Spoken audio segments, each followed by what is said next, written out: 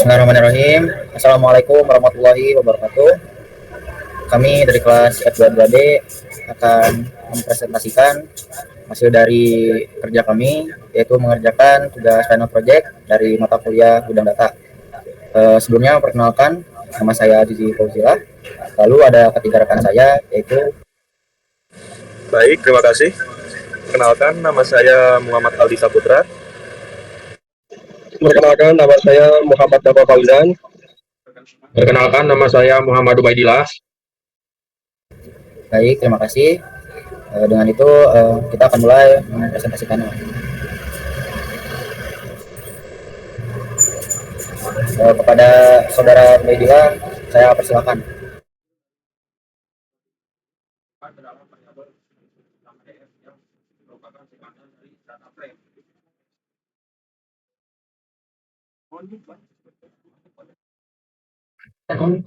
Hasil dari codingan ini disimpan ke dalam variabel bernama def yang merupakan singkatan dari data frame.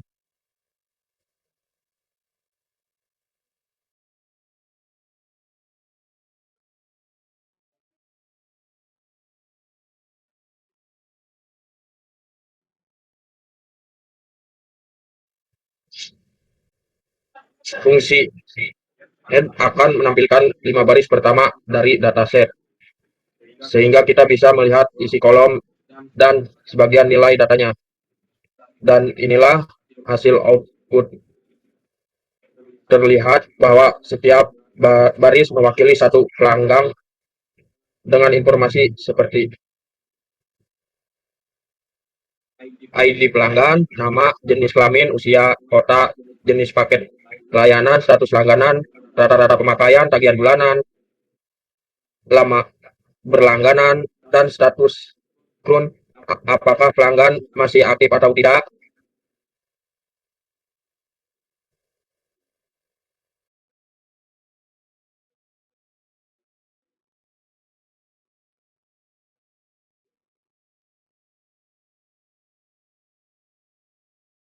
Baik, terima kasih untuk saudara Ubaidillah. Selanjutnya akan dilanjutkan oleh Muhammad Ali Saputra. Saya persilakan.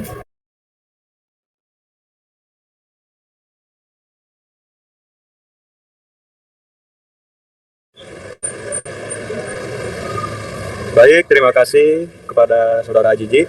Lanjut ke codingan df.describe. Nah, di bagian codingan ini, fungsi ini berfungsi untuk menampilkan statistik deskriptif dari setiap kolom numerik dalam dataset. Hasil dari fungsi ini berupa ringkasan statistik seperti jumlah data count, rata-rata, bisa disebut mean, standar deviasi, STD, nilai minimum, dan nilai kuartil 55%, 50%, 75%, dan nilai maksimum. Dan di sini menampilkan output. Untuk outputnya menampilkan count, menunjukkan bahwa semua kolom numerik memiliki 105 data, artinya tidak ada data kosong. Min atau rata-rata usia pelanggan rata-rata sekitar 36 tahun. Rata-rata pemakaian adalah 24.54. Rata-rata tagihan bulanan sekitar Rp139.000 dan rata-rata lama berlangganan adalah 16 bulan. STD, tagihan bulanan punya standar deviasi cukup besar, yaitu sekitar 80.000. Nah, artinya nilai tagihan cukup bervariasi antar pelanggan. Lanjut ke bagian min, nilai terkecil, yaitu usia termuda pelanggan adalah 22 tahun. Ada pelanggan yang hanya menggunakan layanan rata-rata 18,5 saja, dan tagihan terendah hanya Rp35.000, dan paling sebentar pelangganan hanya 2 bulan. Dan untuk bagian max, nilai tertinggi, pemakaian tertinggi mencapai 190.5, tagihan bulanan paling tinggi adalah Rp320, dan lama berlangganan terlama adalah 72 bulan atau 6 tahun. Dan untuk kolom status CRUN, nilai maksimum adalah 1, yang berarti ada pelanggan yang telah berhenti berlangganan. Gitu. Lanjut ke bagian df info, bagian codingan df info. Fungsi ini digunakan untuk menampilkan informasi umum tentang struktur dataset. Hasil yang ditampilkan meliputi jumlah baris data, jumlah kolom, nama setiap kolom, jumlah data non-null di tiap kolom, tiap tipe data dari setiap kolom, dan estimasi penggunaan memori oleh dataset. Dari narasi outputnya ini, menjelaskan baris ini menunjukkan bahwa dataset memiliki 105 baris dimulai dari indeks 0 hingga 104 dan terdiri dari 11 kolom.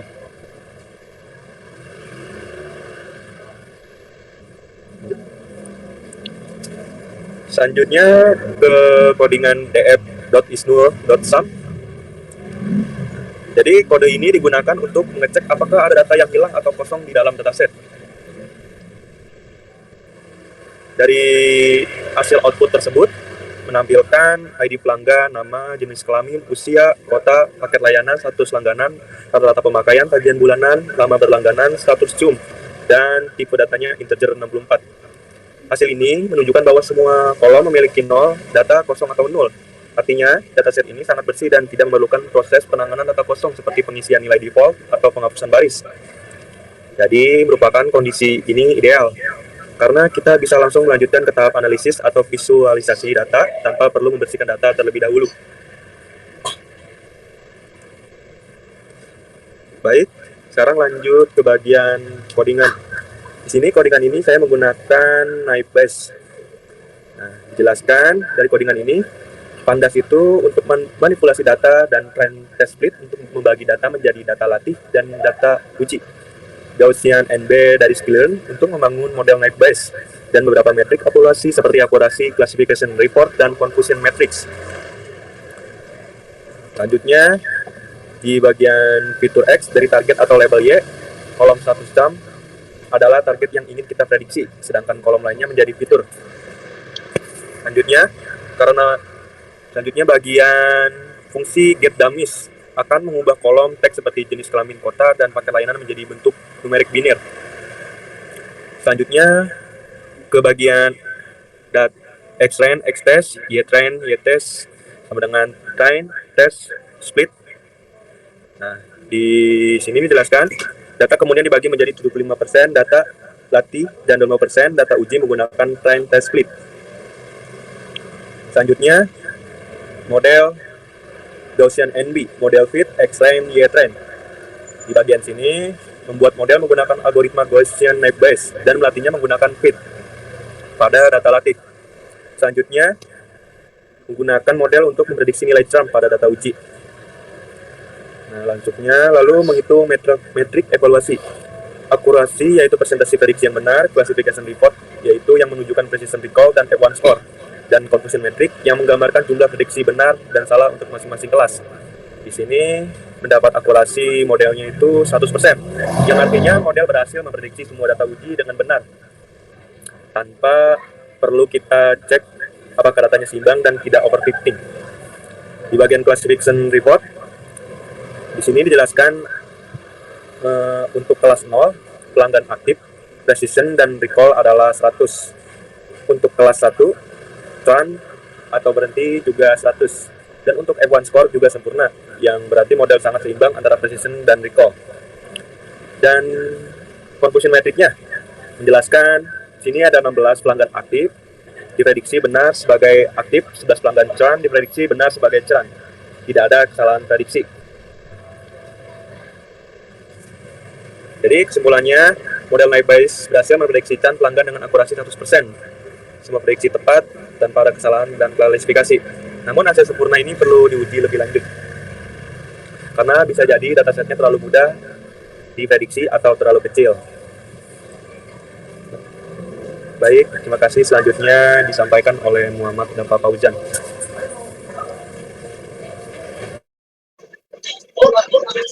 Baik, di sini saya akan menjelaskan codingan visualisasi. Yang pertama yaitu Matplotlib, yaitu untuk membuat grafik dasar, dan Seaborn yang digunakan untuk membuat visualisasi statistik yang lebih menarik dan informatif.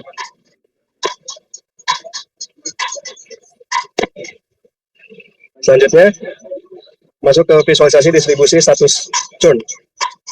Pada bagian ini, kita membuat grafik batang yang menunjukkan jumlah pelanggan berdasarkan status churn. Nilai 0 artinya pelanggan masih aktif, dan nilai 1 artinya pelanggan telah berhenti berlangganan.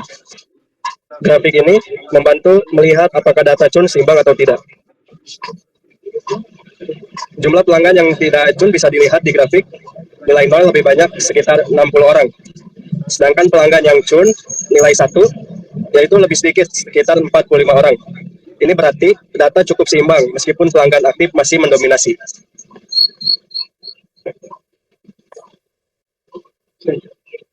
Baik, selanjutnya akan dijelaskan oleh Ajiji Faujila. Saya silakan. Terima kasih, Saudara Dapa. Selanjutnya saya akan menjelaskan bagaimana itu visualisasi dari histogram distribusi tagihan bulanan berdasarkan status churn. Nah, di bagian ini tentunya membuat histogram untuk melihat pola distribusi tagihan bulanan pada para pelanggan dan juga membedakannya berdasarkan status churn. Nah, di sini bisa dilihat X yaitu tagihan bulanan, ya tentunya untuk sumbu X. Lalu ada hue itu untuk status churn, artinya membedakan antara pelanggan aktif dan pelanggan dan juga churn. Lalu ada KDE juga, KDE ini true untuk menampilkan kurva distribusi sebagai tambahan. Nah, tentunya ketiga ini membantu untuk memahami apakah ada pola tertentu antara besar tagihan bulanan dan peluang pelanggan berhenti berlangganan. Nah, ini bentuk outputnya. Nah, dari grafik ini kita bisa lihat sama-sama warna biru ini menunjukkan pelanggan yang tidak churn atau statusnya 0, sedangkan untuk warna oranye menunjukkan pelanggan yang churn, statusnya yaitu 1. Nah, terlihat bahwa sebagian besar pelanggan churn ini cenderung memiliki tagihan di bawah Rp150.000. Begitupun sebaliknya, pelanggan dengan tagihan lebih tinggi, terutama di atas Rp200.000, lebih cenderung tetap aktif. Nah, di kurva distribusi juga menunjukkan bahwa puncak pelanggan churn yaitu warna oranye ini berada di kisaran Rp75.000 hingga Rp125.000, sedangkan pelanggan aktif lebih menyebar dan bahkan bisa meningkat pada tagihan Rp250.000 ke atas. Nah, di visualisasi ini juga mengindikasikan bahwa pelanggan dengan tagihan bulanan lebih rendah justru lebih sering berhenti berlangganan, yang berkemungkinannya yaitu karena merasa fitur yang digunakan tidak sebanding dengan harga atau ada paket yang kurang sesuai dengan kebutuhan. Dan sebaliknya, pelanggan dengan tagihan lebih tinggi terlihat lebih loyal atau merasa cocok dengan layanan yang diberikan. Baik, nah di sini selanjutnya yaitu untuk memvisualisasikan output gambar box plot ya berdasarkan pemakaian status churn. Nah, di bagian ini menggunakan box plot untuk membandingkan rata-rata pemakaian layanan antara pelanggan yang churn dan yang tidak. Nah, box plot juga ya, ini bisa melihat ya nilai medianya, garis tengah, lalu ada sebaran data, kuartil bawah, kuartil atas, dan juga ada outlier atau nilai ekstrim.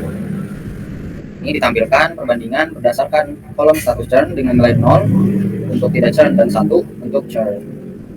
Nah, pelanggan churn atau pelanggan tidak churn dengan status 0 memiliki median pemakaian yang lebih tinggi sekitar 85 sampai 90 dan sebaran pemakaian mereka lebih lebar. Artinya variasi penggunaan layanan antara pelanggan cukup besar. Ada juga beberapa pelanggan yang memiliki pemakaian sangat tinggi, mendekati hingga 190. Lalu pelanggan churn status 1 memiliki rata-rata pemakaian lebih rendah, mediannya yaitu hanya sekitar 60. Sebaran datanya juga lebih sempit, yang menandakan pola pemakaian mereka lebih seragam. Dan untuk nilai maksimum juga lebih rendah dibanding pelanggan aktif. Nah, kesimpulannya untuk box plot ini yaitu bahwa semakin tinggi rata-rata pemakaian layanan, maka semakin kecil juga kemungkinan pelanggan churn. Atau dengan kata lain, pelanggan yang sering menggunakan layanan cenderung bertahan, sedangkan mereka yang pemakaiannya rendah lebih rentan berhenti berlangganan. Nah, hal ini pun bisa menjadi insight penting ya untuk retensi pelanggan. Nah, dengan cara mendorong penggunaan fitur yang lebih aktif, pelanggan dengan pemakaian yang lebih rendah. Mungkin cukup sekian dari kelompok kami. Mohon maaf bila mana penjelasannya kurang dimengerti atau ada salah kata. Terima kasih. Wabillahi taufiq wal hidayah. Wassalamualaikum warahmatullahi wabarakatuh.